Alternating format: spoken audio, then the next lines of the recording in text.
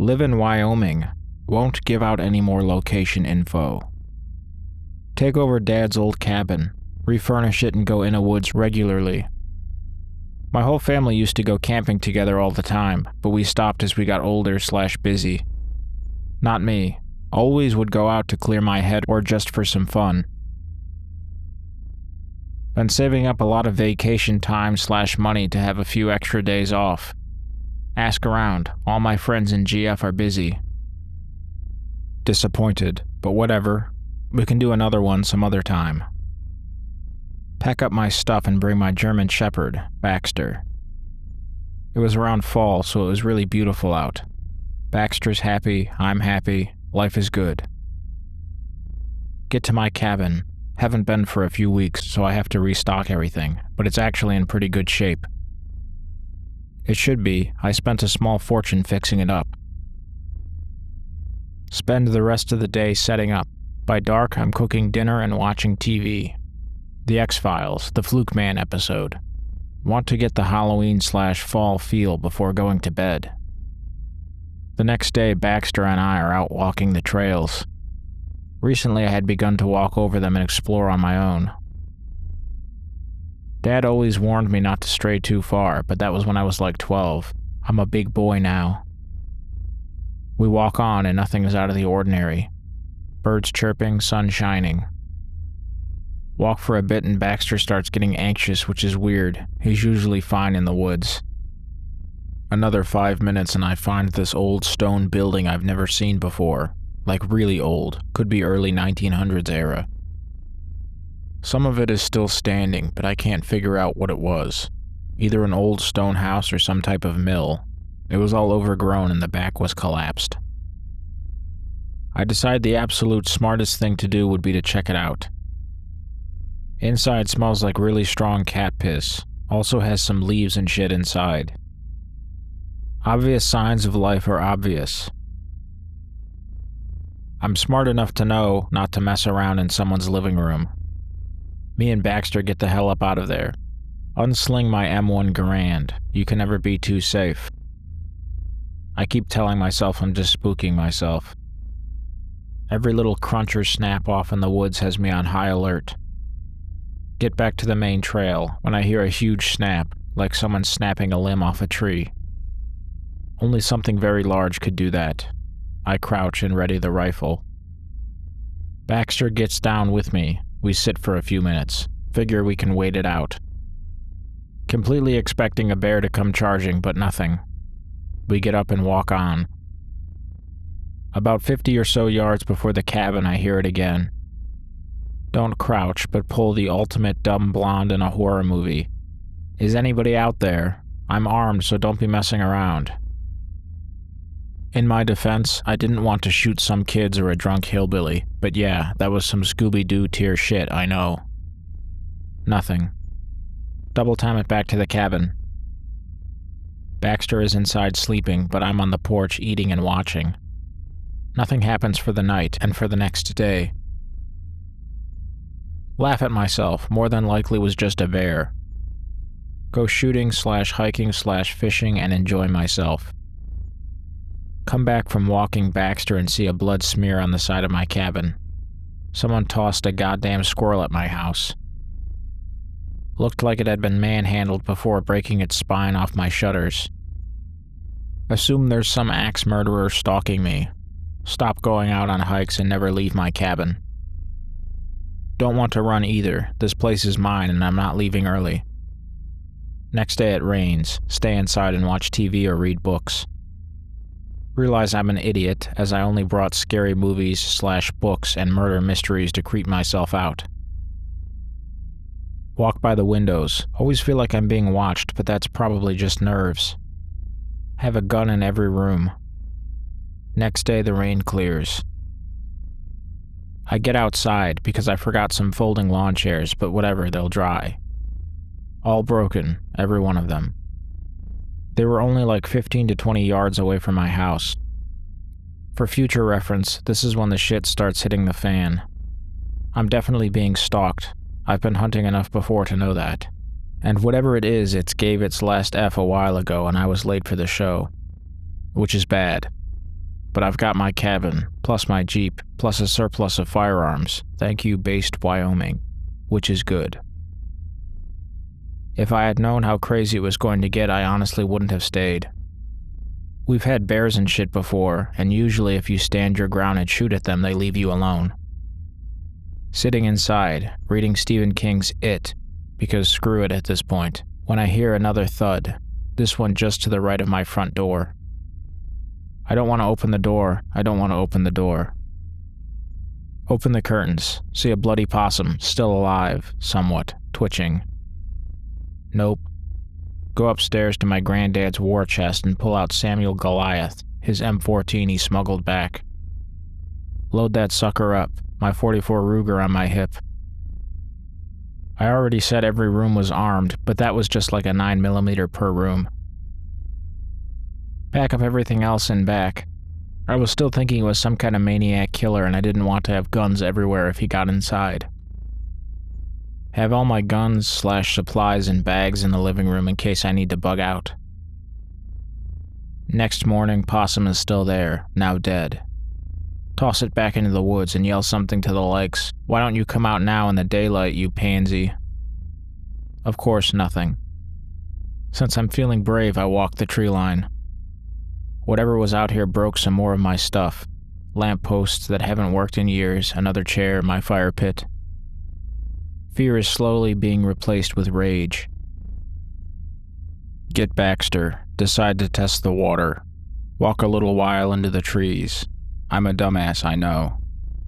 I'm officially the fat guy in the slasher movie that hears a scream and says, "I'll go check it out by myself in the dark." We walk for a bit. The further we go, the lower the Baxter gets and the more he whines. Don't need Caesar Milan to tell me he's scared of being in someone's territory. In the distance, make out a familiar shape. The stone building from before. We've gone too far this time, Scoob, old buddy, old pal. See a tall chimney in the back that I didn't notice before. That chimney just moved. That's no chimney, and it's not Yogi Bear either. Can't make out what it is, but it's pretty tall and slender and gray. Raise my M14, yell, "Hey!" It sways slightly, then does this awkward foreleap and dash to the side into the bushes. Get possessed by Tom Cruise from Born on the 4th of July. Fire off rounds like a madman. I think I hit it. Definitely heard a groan or screech. I know I'm ripping off that Goatman story where he says it sounds like a cat talking, but that's the best way I can describe it. Don't know if I hit it. It could have been a battle cry for all I know. Fast walk back to the cabin. Don't want to run, especially if I'm being hunted. Make it home in one piece. Pack up everything. I'm leaving tomorrow. Would tonight, but I'm not driving around in the dark. Not even the Alamo is worth this shit. At the very least, I'm coming back with friends.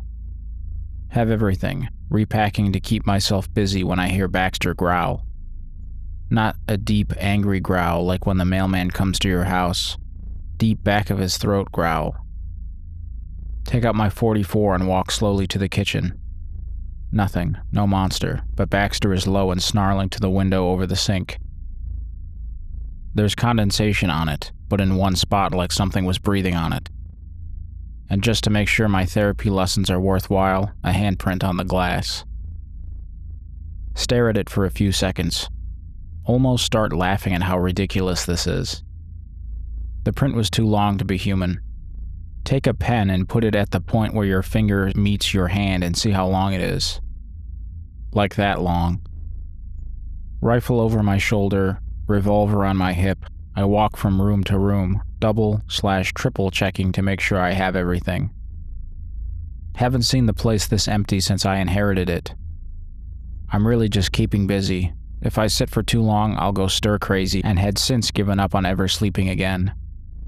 Had Baxter on a leash to keep him close, but soon took it off. Poor guy wouldn't leave my side. And then I heard a thud. Again. Then another, and another. Check the front. Dead raccoon, disemboweled. Check the back. Rock. He ran out of animals. Check the front. Deer leg. He found another animal. Then I remembered we had these searchlights I had forgot about that you could turn on from the den. We used to play volleyball well into the night when we were little, so Dad put them in. I juggled with the idea. I didn't know if it would scare him off or piss him off. Plus, I didn't want to get a good look at whatever it was. That's when I heard another thump, but this one was different. It was going in a horizontal pattern along the outside of the walls. It was smacking the side of my house. My legs were shaking, and I'm surprised, proud, I didn't piss myself.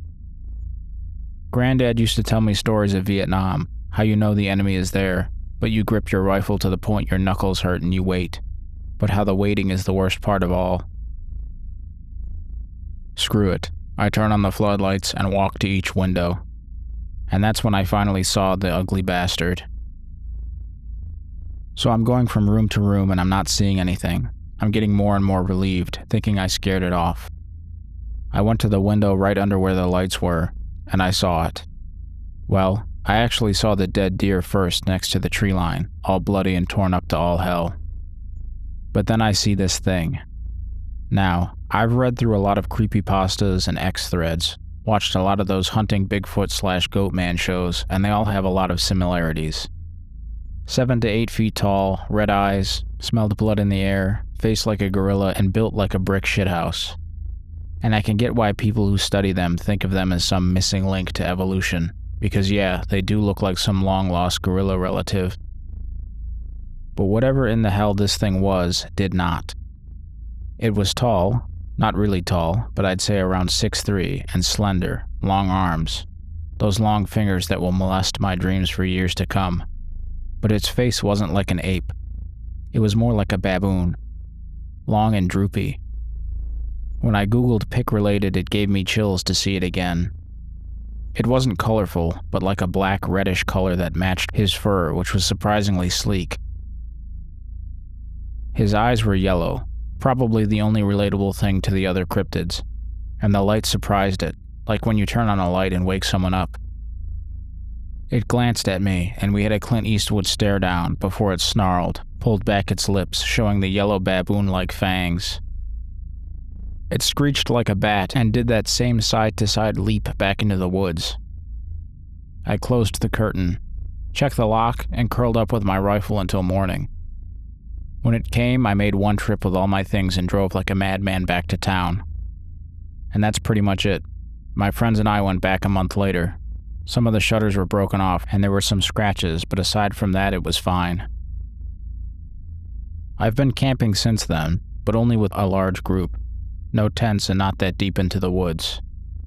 I told my friends and family everything. They all more or less believed me. I'm not the only one with a weird hunting story, though I'm sure mine is worthy of some sort of prize. I told my GF's dad, who was an avid hunter, and he just shrugged and matter-of-factly said, "Yeah, shit happens if you go out deep enough."